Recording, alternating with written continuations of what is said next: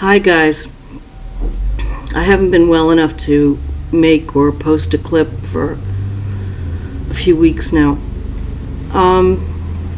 It's April 2nd, 2014, and I just want to assure you that this is not a belated, April Fool's joke. By the way, April Fool's Day is called Le Poisson d'Avril here in France, and the symbol of it is a fish, so it means literally the fish of April, and people put paper fish on each other's backs, and there's another classic thing they do over here, but also they, the French media posts clearly false and prints clearly farcical articles, and I almost got taken by one yesterday. So I've got this on a little tripod. Let's see if I can adjust this slightly so you can see. Now I know this isn't going to be clear to you, so I'm going to have to explain this to you. This is live cam of le Musée de La Chasse in Paris, France, and I do have clips up of this place on both my YouTube channels and probably on Dailymotion too. I don't remember. There he is turning over. I can see his butt. Alright. Now this is an artist named Abraham Poincheval, and this piece is called In the Bear. And he is in a stuffed bear for 13 days. He has devices, so, I guess he's catheterized or something, so that he doesn't need to get out to relieve himself.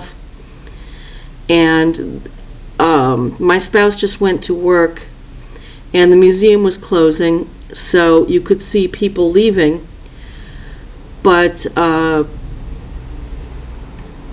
what you can do is you can volunteer to read to him in French, I guess, for a while, to keep him amused in there. And my spouse is into all kinds of art, especially this weird stuff, so I see a lot of weird stuff. And if I'm well enough, we're going to go to Lille, France this Sunday to see some weird show that he wants to see. He's just got to see it, or he's not going to be happy. Not that he's ever really happy, I suppose. But, oh, see, there goes a person walking by. See, this is a smaller live cam. That might be a museum worker. And there's another guy in a suit. So, the color picture is the exterior of the bear. And the black and white picture is the interior of the bear with the artist in there. And they had to, unstuff the bear and modify it. And the device with the camera for the live cam in the bear is up the butt of the bear. Now, this is his specialty is periods of isolation and long periods of isolation and captivity. And I must say that as a former bondage model who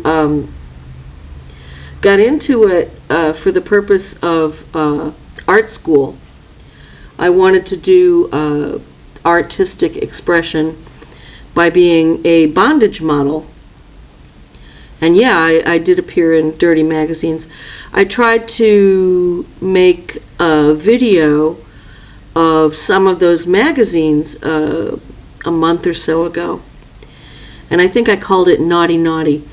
And I also put some cute old men's magazine covers I did a slideshow. But it got strikes against me for some reason. It was either, I don't know, I think it was, you know, I think a few of the photographers who had taken pictures of me didn't like their work being shown. So I have strikes against me. Actually, I think I have them against me on both channels.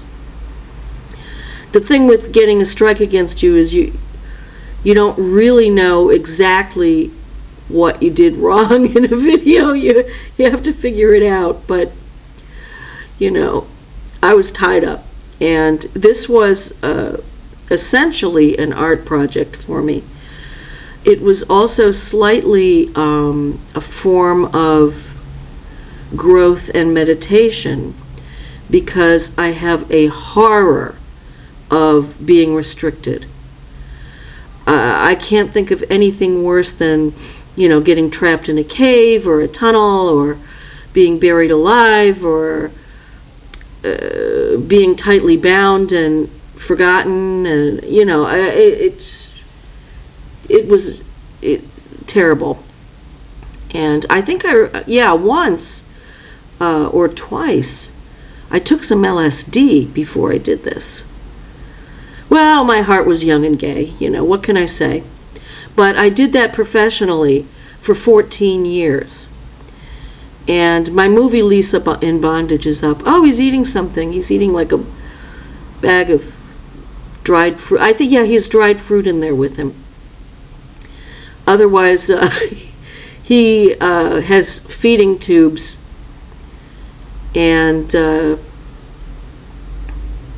liquid food and water are available for him. So he's not starving in there, but he is in the bear. I'm sorry, I can't stop laughing. That's the name in English of the installation, In the Bear. Now, animal activists and everything, I want you to know that I have been an environmental activist since the 70s, and I'm not a vegetarian. Excuse me. I don't hunt. I have fished. I haven't done that in about 20 years or more.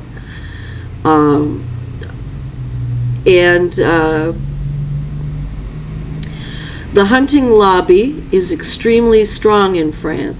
It's one of the main activities here. And my husband and I cheer when, because like dozens of hunters shoot and kill each other every year, and we're like, yes, you know, high five. And oh, by the way, the origin of the high five is the gay liberation movement in the United States. I found that in Brooklyn Magazine. So he's eating his dried fruit, and I said to my spouse, oh, he's like hibernating for the winter, even though it's not the winter anymore. I guess it's spring now. Like a bear, in a bear. And he hadn't thought of that. He was laughing. And, well, before I went to work, I also got treated to a French documentary about how sumo wrestlers are taught, and it was the story of one of them whose Japanese father essentially forced him to go, and he made it through the 8-month course, but he decided not to continue, and he won some matches against these massively huge guys who'd been there, some of them for 10 years, and competed, you know, and won sometimes. Not at first. And it was very interesting, but it was kind of sad because the father had said, if this doesn't work out, don't ever come back home again. So he went to live with a friend, and he said, well, I can do other things. So again, this is Le Musée de La Chasse, in Paris, France. That's the hunting museum. And it looks really, you know, ghastly and gruesome in concept, but actually it's in a beautiful old building. Again, the spouse took me there. I really didn't want to go, but I said, okay, let's go. It's one of those free Sundays. The first Sunday of every month is free here for a lot of museums and cultural things. Mostly museums, I think. Monasteries, castles, things like that. So I went along as usual, not wanting to go, and I actually don't want to go to Lille either. But you know, I have no say in this. These are the terms of our marriage. He wants to go, so I go. Last weekend I was too sick to go out with him on his one day off, Sunday, and he seemed very angry, and well, I couldn't do anything about it. You know, I had to stay in. I was getting over a very long, lingering cold. I haven't had a cold in a long time. I don't get them often anymore because I do the NEEP method, I think. But I caught one on December 3rd, and now it's April 2nd, and this cold or these colds seem to come and go. There he is. He's turning over. He's got something in his hand. I can't see what it is. He's in the bear. And all the rooms are different in this museum. And some of them have contemporary art. Some of them are rather traditional, full of trophies of stuffed animals which are now endangered or extinct. And so it's very sad. And rooms full of weapons and, you know, guns and knives and stuff. And it's pretty good. It's a cool place to visit in Paris. And I don't know how long this show is going. Apparently there's an article about this in Le Monde, L-E, new word, M-O-N-D-E, about this. And I believe it is online. Musée de La Chasse et de la Nature, I think, is the full name of this place.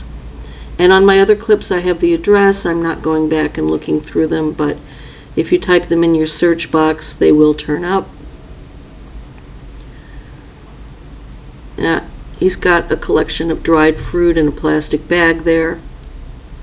So he's eating some solid food, but not very much.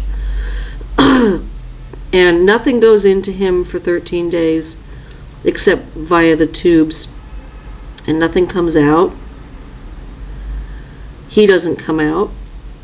Oh, and before I end this clip, which I hope you've enjoyed, I'm not sure how I feel about this. But you know, it's all for art.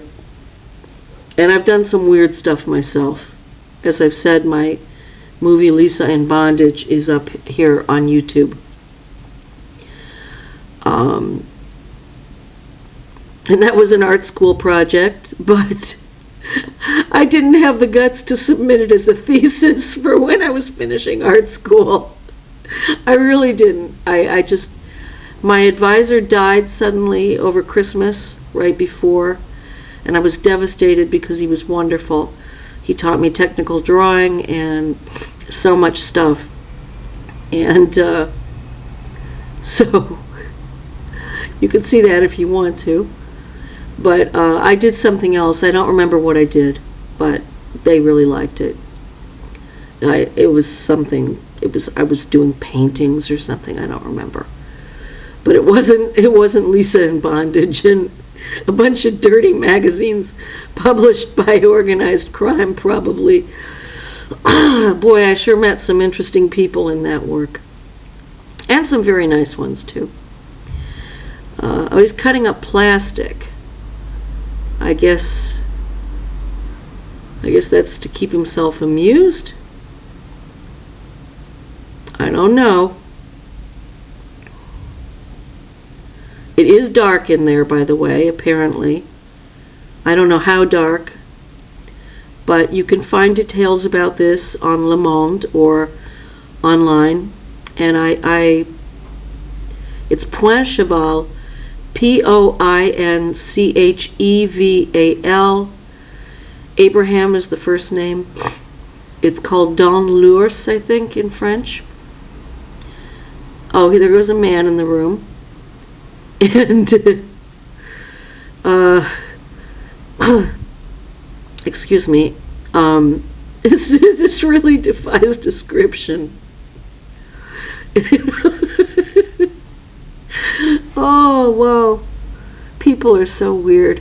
They really are. Well, I hope everybody's okay. Let me know if you're not. There's not a darn thing I can do about it, probably. But I like to hear from you.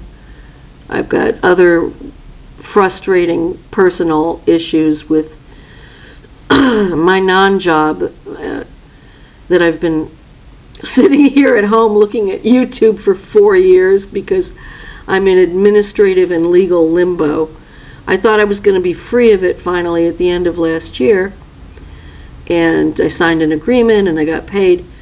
I'm not fully paid, and the work inspector has rejected it, and I don't know what's going to happen, but I spent October really depressed. It was like this post-traumatic stress thing after 9 years of being abused at that place and all of the nonsense, but I just would not give up because I was not the only one being abused.